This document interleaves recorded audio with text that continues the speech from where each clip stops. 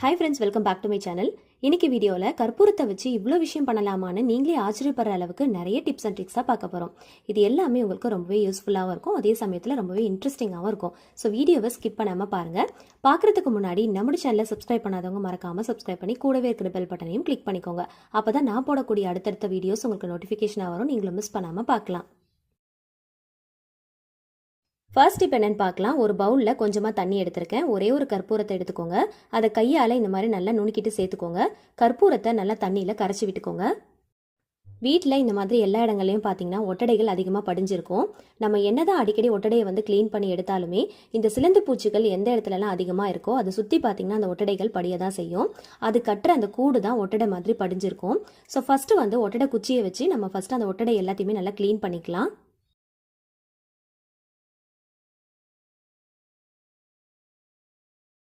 ஒட்டடை குச்சியுடைய முனையில் இந்த மாதிரி ஒரு பனியன் கிளாத்தோ இல்லைனா வந்து பழைய சாக்ஸோ டவலோ ஏதாவது ஒன்று நல்லா கட்டி விட்டுக்கோங்க. கட்டிட்டு அதை நம்ம ரெடி பண்ணி வச்சிருக்கிற கற்பூரம் தண்ணியில் நல்லா டிப் பண்ணி எடுத்துக்கோங்க. அந்த தண்ணியை வச்சு நம்ம எந்த இடத்துலலாம் ஒட்டடை அடித்தோமோ அந்த இடத்துலலாம் இந்த மாதிரி ஃபுல்லாக நல்லா தேய்ச்சி விட்டுக்கலாம்.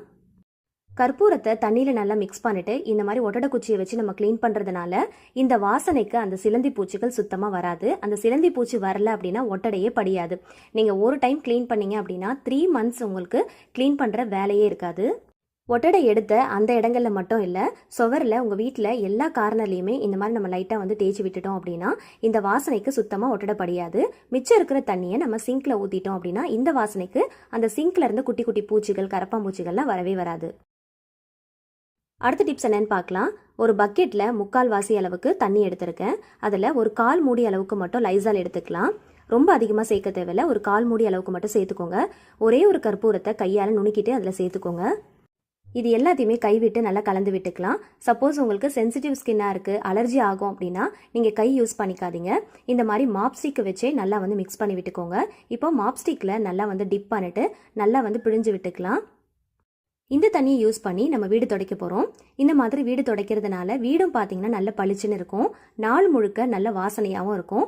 இந்த வாசனைக்கு குட்டி குட்டியாக எறும்புகளோ பூச்சிகளோ இல்லை கரப்பாம்பூச்சிகளோ எதுவுமே வரவே வராது. மோஸ்ட்லி வந்து பார்த்தீங்கன்னா கரப்பாம்பூச்சி, பல்லி இந்த மாதிரி குட்டி குட்டி பூச்சிகள்லாம் தரையில் வந்து நடமாடிட்டு இருக்கோம் இல்லையா. ஸோ இந்த வாசனைக்கு அந்த நடமாட்டம் சுத்தமாக இருக்கவே இருக்காது.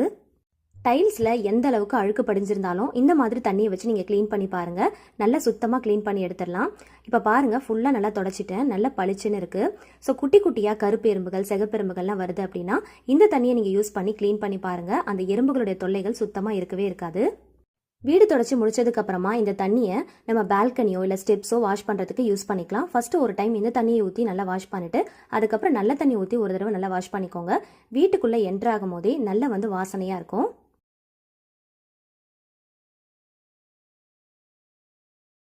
அடுத்த டிப்ஸ் என்னன்னு பார்க்கலாம். ஒரு ஒயிட் கலரில் கிளாத் எடுத்திருக்கேன். அதை இந்த மாதிரி 2ஆக மடித்து போட்டுக்கோங்க. ஒரு 4 லவங்கம் எடுத்துக்கலாம். ஒரே ஒரு கற்பூரத்தை உள்ளே வச்சுக்கோங்க. வச்சுட்டு நல்லா மூட்டை மாதிரி கட்டி எடுத்துக்கலாம். டைட்டாக ஒரு ரப்பர் பேண்ட் போட்டு நல்லா மூட்டை மாதிரி கட்டி எடுத்துக்கோங்க.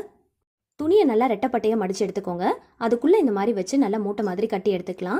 இது என்ன பண்ண போகிறோம் அப்படின்னு பார்த்தீங்கன்னா, நம்ம அதிகமான குவான்டிட்டியில் அரிசி பருப்பெல்லாம் வாங்கி ஸ்டோர் பண்ணி வைப்போம் இல்லையா, சீக்கிரமாக அதுலேருந்து வண்டு புழு பூச்சியெல்லாம் வர ஆரம்பிச்சிடும். ஸோ அந்த மாதிரி வராமல் இருக்கிறதுக்கு இந்த மூட்டையை உள்ளே வச்சு விட்டுட்டோம் அப்படின்னா இந்த வாசனைக்கு சுத்தமாக அதெல்லாம் வரவே வராது. ரொம்ப நாளைக்கு வச்சு யூஸ் பண்ணிக்கலாம்.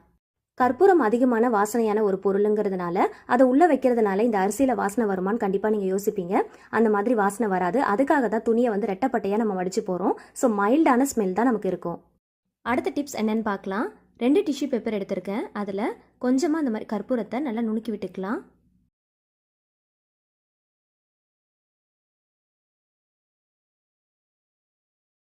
இதை பேக்கெட் ஷேப்க்கு நம்ம மடித்து எடுத்துக்கலாம். நான் உங்களுக்கு காட்டுறதுக்காக 2 ரெடி பண்ணியிருக்கேன். உங்களுக்கு எத்தனை தேவைப்படுதோ அத்தனை நீங்கள் ரெடி பண்ணி எடுத்துக்கலாம். நம்ம சேர்த்துருக்கிற கற்பூரத்தூள் கொஞ்சம் கூட வெளியில் வராத அளவுக்கு நல்ல டைட்டாக பேக்கெட் ஷேப்பில் மடித்து எடுத்துக்கோங்க. இதை எங்கெல்லாம் யூஸ் பண்ணலாம் அப்படிங்கிறத பார்க்கலாம். ஃபைல்ஸில் நம்ம சர்டிஃபிகேட் பேப்பர்ஸ்லாம் வச்சுருப்போம் இல்லையா, ஸோ அதில் ஒரு விதமான ஸ்மெல் வரும். அது வராமல் இருக்கிறதுக்கு இது ரொம்பவே ஹெல்ப்ஃபுல்லாக இருக்கும். பீரோவில் நம்ம ரொம்ப நாள் யூஸ் பண்ணாத துணியெல்லாம் இருக்குது அப்படின்னா நம்ம ரொம்ப ரேராக யூஸ் பண்ணுற கிளாத்லாம் இருக்கும் இல்லையா, ஸோ அந்த இடத்துல வச்சுக்கலாம். ஸ்டோரேஜ் பாக்ஸ், அதாவது கட்டில் பீரோலலாம் பார்த்தீங்கன்னா ஸ்டோரேஜ் பாக்ஸ்லாம் கொடுத்துருப்பாங்க. அதில் இந்த மாதிரி நம்ம பாய் அப்புறம் பெட்ஷீட் இந்த மாதிரியான ஒரு சில பொருளெல்லாம் போட்டு வச்சுருப்போம். ஸோ அந்த மாதிரி இடங்களில் நம்ம ஓப்பன் பண்ணும்போது ஒரு விதமான ஸ்மெல் வரும். அது வராமல் இருக்கிறதுக்காக இது ரொம்பவே ஹெல்ப்ஃபுல்லாக இருக்கும். அதே மாதிரி சிங்கில் நைட்டு படுக்க போகிறதுக்கு முன்னாடி ஒரே ஒரு கற்பூரத்தை போட்டுட்டு இந்த மாதிரி ஒரு தேங்காய் சரட்டையோ இல்லை ஒரு பாக்ஸை போட்டு மூடி வச்சிட்டோம் அப்படின்னா அதுலேருந்து அந்த கரப்பாம்பூச்சி குட்டி குட்டி பூச்சிகள்லாம் வராது. கேஸ் சிலிண்டருக்கு அடியில் இந்த மாதிரி ஒரு கற்பூரம் போட்டு வச்சிட்டோம் அப்படின்னா இதோடைய வாசனைக்கு பல்லி கரப்பாம்பூச்சிகள் சுத்தமாக வராது. வாஷ் பேஷனில் சிங்க்லலாம் பார்த்தீங்கன்னா இந்த மாதிரி பைப் கனெக்ஷன் டேரெக்டாக நமக்கு போகும் இல்லையா, ஸோ அந்த மாதிரி இடங்களில் போட்டு வச்சிட்டோம் அப்படின்னா பேட் ஸ்மெல் வராமல் இருக்கும், பூச்சிகளும் வராமல் இருக்கும். அதே மாதிரி வாஷ் பேஷனில் இந்த மாதிரி ஒன்று போட்டு வச்சிட்டோம் அப்படின்னா நம்ம ஹேண்ட் வாஷ் பண்ணும்போது அந்த தண்ணி கரைய கரைய நல்ல வந்து ஒரு வாசனை நமக்கு கிடைக்கும். அதே போல் டாய்லெட்டில் ஃப்ளஷ் பண்ணுற டேங்க்கில் ஒன்று போட்டுட்டோம் அப்படின்னா நம்ம எப்போல்லாம் ஃப்ளஷ் பண்ணுறோமோ அப்போல்லாம் அந்த கற்பூரம் வந்து கரைஞ்சி வரும். டாய்லெட்டும் பார்த்திங்கன்னா நல்ல வாசனையாக இருக்கும். அதே மாதிரி கட்டில், பீரோ, dressing table, fridge, washing machine இந்த மாதிரியான பொருட்களுக்கு அடியில் எல்லாமே நம்ம போட்டு வச்சுக்கலாம். அதே மாதிரி நம்ம மேலெல்லாம் பார்த்திங்கன்னா ஸ்லாப் மேலே இந்த மாதிரி தேவையில்லாத பொருட்கள் எல்லாம் நம்ம போட்டு ஸ்டோர் பண்ணி வச்சுருப்போம் இல்லையா, ஸோ ரொம்ப நாள் கழிச்சு தான் நம்ம ஓப்பன் பண்ணுவோம். ஸோ அந்த மாதிரி இடங்களில் பல்லி கரப்பாம்பூச்சிகளோட நடமாட்டங்கள் அதிகமாக இருக்கும். அந்த மாதிரி இடங்கள்லாம் ஒரு கற்பூரம் போட்டு வைக்கிறது ரொம்பவே நல்லது.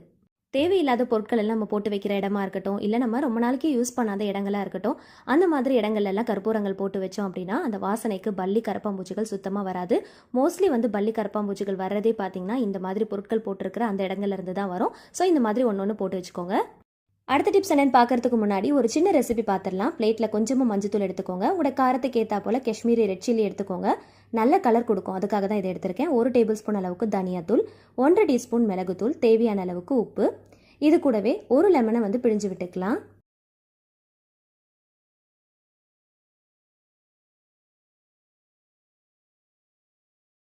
ரெண்டு டீஸ்பூன் இஞ்சி பூண்டு பேஸ்ட் ஆட் பண்ணிக்கோங்க. இது கூடவே 1 டீஸ்பூன் அளவுக்கு கார்ன்ஃப்ளவர் மாவு சேர்த்துக்கலாம். கொஞ்சமாக தேங்காய் எண்ணெய் ஆட் பண்ணிக்கோங்க. கூடவே கொஞ்சமாக கருவேப்பிலை கொத்து சேர்த்துக்கலாம். இது எல்லாத்தையுமே நல்லா மிக்ஸ் பண்ணி விட்டுக்கோங்க. இந்த மசாலாக்கு வாட்டர்லாம் எதுவுமே தேவைப்படாது. நம்ம சேர்த்துருக்கிற லெமன் ஜூஸ், கோகோனட் ஆயிலே நம்ம நல்லா வந்து மிக்ஸ் பண்ணி எடுத்துக்கலாம். நல்லா திக்கான பேஸ்ட்டாக ரெடி பண்ணிக்கோங்க. இப்போ இந்த பேஸ்ட்டை வந்து வஞ்சரம் மீனில் வந்து மேலே ஃபுல்லாக வந்து கோட் பண்ணி எடுக்க போகிறேன்.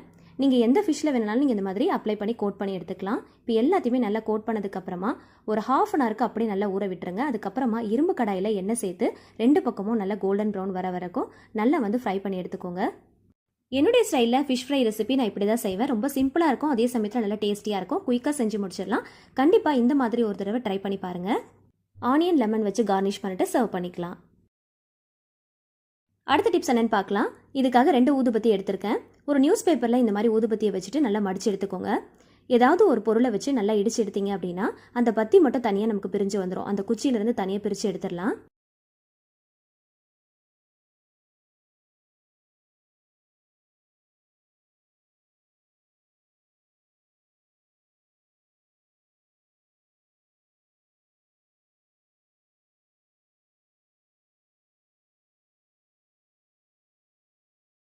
இதை ஒரு அகல் விளக்கில் சேர்த்துக்கோங்க. இதில் கொஞ்சமாக தேங்காய் எண்ணெய் சேர்த்துக்கலாம். இதில் திரி போட்டுக்கலாம். இதில் கொஞ்சம் கற்பூரத்தை நுண்ணிக்கிட்டு சேர்த்துக்கலாம். இந்த மாதிரி ரெடி பண்ணிட்டு கொளுத்தி வச்சிட்டிங்க அப்படின்னா வீடு முழுக்க நல்ல வாசனையாக இருக்கும். இந்த வாசனைக்கு சுத்தமாக கொசு தொல்லைகள் இருக்கவே இருக்காது. நல்ல ஒரு பாசிட்டிவ் வைப்ஸ் நமக்கு கிடைக்கும். அடுத்த டிப்ஸ் என்னன்னு பார்க்கலாம். ஒரு பவுல் எடுத்திருக்கேன். ஒரே ஒரு ஊதுபத்தி எடுத்திருக்கேன். அதில் இருக்கிற பத்தியை மட்டும் நம்ம தனியாக பிரித்து எடுத்து அந்த பாக்ஸில் போட்டுக்கலாம்.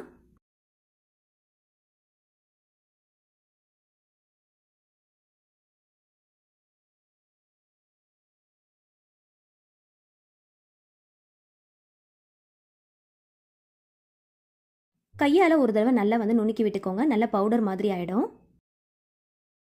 இதில் கொஞ்சமாக வாட்டர் ஆட் பண்ணிவிட்டு நல்லா மிக்ஸ் பண்ணி விட்டுக்கோங்க.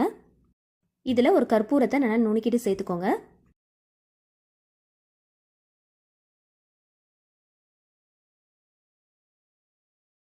இதை நல்லா வந்து மிக்ஸ் பண்ணி விட்டுக்கலாம். இந்த மாதிரி செய்யும் போது நல்ல வாசனையாக இருக்கும். இதை வந்து ஒரு ஸ்ப்ரே பாட்டிலில் நம்ம ஊற்றி எடுத்துக்கலாம். உங்ககிட்ட ஸ்ப்ரே பாட்டில் இல்லை அப்படின்னா ஒரு வாட்டர் பாட்டிலோடைய மூடியில் சின்ன சின்னதாக ஹோல்ஸ் போட்டு ரெடி பண்ணி எடுத்துக்கோங்க. கிச்சனில் கவுண்டர் டாப்பில் பார்த்தீங்கன்னா இந்த மாதிரி குட்டி குட்டியாக சிகப்பு எறும்புகள் ஓடிக்கிட்டே இருக்கும். அந்த கார்னரில், அதுக்கப்புறமா கேஸ் ஸ்டவ் பேக் சைடில், டைல்ஸ்லலாம் பார்த்தீங்கன்னா மசாலா பொருட்கள்லாம் வச்சுருப்போம் இல்லையா, ஸோ அந்த இடங்கள்லாம் பார்த்தீங்கன்னா இந்த மாதிரி குட்டி குட்டியாக எறும்புகள் ஓடிக்கிட்டே இருக்கும். ஸோ அந்த மாதிரி எறும்புகளுக்கு இந்த மாதிரி ஸ்ப்ரே பண்ணிட்டு நல்லா தொடச்சி விட்டுட்டிங்க அப்படின்னா அந்த இடத்துல சுத்தமாக அந்த எறும்புகளோட தொல்லைகள் இருக்கவே இருக்காது. இந்த வாசனைக்கு அந்த எறும்புகள் வரவே வராது. அதே போல் நீங்கள் கவுண்டர் டாப்லாம் வந்து க்ளீன் பண்ணும்போது நைட் படுக்க போகிறதுக்கு முன்னாடி இதை ஸ்ப்ரே பண்ணிட்டு நல்லா க்ளீன் பண்ணி விட்டுட்டிங்க அப்படின்னா நல்ல வாசனையாக இருக்கும். அதே சமயத்தில் எந்த விதமான பூச்சி, பல்லி, அந்த கரப்பாம்பூச்சிகள் நடமாட்டங்கள்லாம் சுத்தமாக இருக்கவே இருக்காது. கவுண்டர் டாப்பும் நல்லா பளிச்சுன்னு இருக்கும். அதே சமயத்தில் கிச்சனுக்குள்ளே போகும்போதே நல்ல வாசனையாகவும் இருக்கும். இதை ஸ்ப்ரே பண்ணிட்டு கேஸ் அடுப்பு கூட நம்ம தொடச்சி விட்டுக்கலாம்.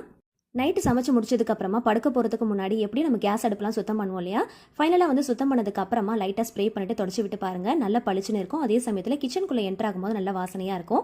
மோஸ்ட்லி வந்து நைட் டைமில் தான் கரப்பாம்பூச்சிகள் இந்த கேஸ் அடுப்புக்கு மேலேயும் கீழே நடமாடிட்டு இருக்கும். ஸோ இந்த மாதிரி ஸ்ப்ரே பண்ணிட்டு துடைக்கிறதுனால இந்த வாசனைக்கு சுத்தமாக வரவே வராது. அதே மாதிரி கிச்சனில் பார்த்தீங்கன்னா பேக் சைடில் இந்த கார்னரில் நிறைய எறும்புகள் போயிட்டே இருக்குது. ஸோ அந்த இடத்துல நான் வந்து லைட்டாக ஸ்ப்ரே பண்ணிட்டு தொடச்சி விடுறேன். ஸோ இந்த மாதிரி துடைக்கிறப்போ சுத்தமாக அந்த எறும்புகள் வரவே வராது. அடுத்த டிப்ஸ் என்னென்னு பார்க்கலாம். நம்ம யூஸ் பண்ணாத பேன் ஏதாவது இருந்துச்சுன்னா எடுத்துக்கோங்க. அப்படி இல்லைனா வந்து ஏதாவது குழிக்கரண்டி இருந்தால் கூட எடுத்துக்கோங்க. அதில் கொஞ்சமாக வந்து தேங்காய் எண்ணெய் சேர்த்துக்கலாம். ஆயில் வந்து நல்லா ஹீட் பண்ணி எடுத்துக்கோங்க. ஹீட் ஆனதுக்கப்புறமா ஸ்டவ் ஆஃப் பண்ணதுக்கப்புறமா இந்த மாதிரி ஒரே ஒரு கற்பூரத்தை நல்லா நுணுக்கிட்டு சேர்த்துக்கோங்க. கற்பூரத்தை சேர்த்ததுக்கப்புறமா நல்லா மிக்ஸ் பண்ணிவிட்டு அப்படியே ஒரு 5 நிமிஷத்துக்கு வச்சிட்டிங்க அப்படின்னா அந்த கற்பூரம் வந்து நல்லா கரைஞ்சிடும். அகைன் வந்து ஒரு 2 நிமிஷத்துக்கு மட்டும் ஹீட் பண்ணிக்கலாம். நம்ம டேரெக்டாக ஆயிலில் கற்பூரத்தை சேர்த்துட்டு நம்ம நெருப்பில் வச்சோம் அப்படின்னா நெருப்பு பற்றிக்கிறதுக்கும் சான்ஸ் இருக்குது. ஸோ அதனால் ஃபஸ்ட்டு வந்து ஆயில் நல்லா ஹீட் பண்ணிக்கோங்க. அதுக்கப்புறம் கற்பூரம் சேர்த்துட்டு நல்லா கரைஞ்சதுக்கப்புறம் அகைன் ரீஹீட் பண்ணிக்கோங்க. இந்த மாதிரி ஹீட்டான அந்த எண்ணெயை நல்லா வெதுவெதுப்பான சூடு இருக்கும் போது குழந்தைங்களுக்கு நெஞ்சு சளிலாம் பிடிச்சிருக்கோம் இல்லையா, ஸோ அந்த மாதிரி டைமில் அந்த நெஞ்சு பகுதியில், காதுக்கு பேக் சைடில், முதுகு பகுதியில் நல்லா சூடு பறக்க தேய்ச்சி விட்டுட்டிங்க அப்படின்னா எந்த விதமான சளியாக இருந்தாலும் நல்லா கரைஞ்சி வந்துடும். சடனாக கிளைமேட் சேஞ்ச் ஆனதுனால எங்கே பார்த்தாலும் கோல்டு, காஃபு, ஃபீவர், வீசிங் இந்த மாதிரி தான் இருக்குது. ஸோ இந்த மாதிரி டைமில் இந்த ரெமெடி கண்டிப்பாக ரொம்பவே யூஸ்ஃபுல்லாக இருக்கும். கண்டிப்பாக ட்ரை பண்ணி பாருங்கள். ரொம்ப எஃபெக்டிவான ஒரு ரெமெடியும் கூட. பிறந்த குழந்தைங்கள்லேருந்து பெரியவங்க வரைக்கும் தாராளமாக யூஸ் பண்ணிக்கலாம். அகெயின் வந்து தேவைப்படும் போது ரீஹீட் பண்ணிவிட்டு நீங்கள் அகெயின் கூட யூஸ் பண்ணிக்கலாம். கண்டினியூஸாக ட்ரை பண்ணுங்கள், நல்ல ரிசல்ட் கிடைக்கும். அடுத்த டிப்ஸ் என்னன்னு பார்க்கலாம். நம்ம ரெடி பண்ணி வச்சிருக்கிற கோகோனட் ஆயில் கற்பூரத்தை நல்லா ஹீட்டாக இருக்கும் போதே கொஞ்சமாக டர்மரிக் பவுடர் ஆட் பண்ணிட்டு நல்லா மிக்ஸ் பண்ணிக்கோங்க. எந்த இடங்கள்ல கை கால் மூட்டு வலி இருக்கோ அந்த இடங்கள்ல நல்லா சூடு பறக்க தேய்ச்சிட்டு வந்தீங்க அப்படின்னா நல்ல ரிலீஃப் கிடைக்கும். ட்ரை பண்ணுங்க. அடுத்த டிப்ஸ் என்னன்னு பார்க்கலாம். ஒரு மாஸ்க் எடுத்திருக்கேன். அந்த மாஸ்குடைய கார்னர் சைடில் மட்டும் நம்ம கட் பண்ணி எடுத்துக்கலாம்.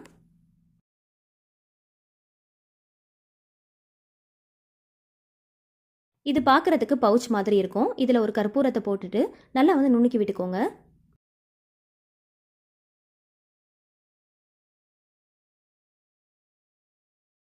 கார்னரில் கட் பண்ணும்போது ஒரு த்ரெட் இருந்தது இல்லையா, அதை வச்சு நல்லா டைட்டாக கட்டி எடுத்துக்கலாம்.